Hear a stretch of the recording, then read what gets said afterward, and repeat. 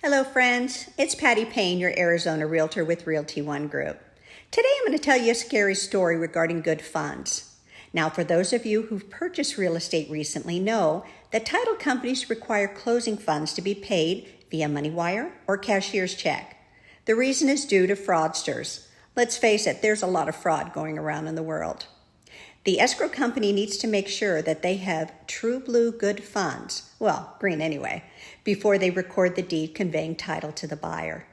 Just think of what would happen if the check they received from the buyer bounced or was declared fraudulent. It wouldn't be good. Now, it's story time. Remember, prior to me becoming a realtor, I was an escrow officer and closed hundreds of transactions. So, many years ago in the land of Oz, only kidding, I actually had a buyer come to closing late in the afternoon with a briefcase. Yes, you guessed it. It had over $300,000 in cash.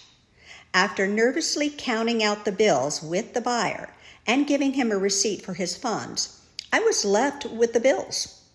Then the seller arrived and actually thought I was going to give him the cash. How he knew that the buyer paid in bills surprised me, kind of scared me. Anyway, after explaining the process, he signed his paperwork and left. Needless to say, it was past 5 and the banks were closed.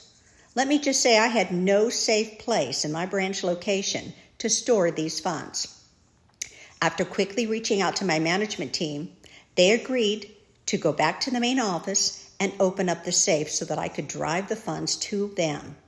Here I was in the dark, walking to my car with a boatload of money. Let's just say it was indeed scary. I kept looking around, waiting for the buyer, seller, or someone they told try to take the funds. It would have been a big tug-of-war, and I would have tried hard.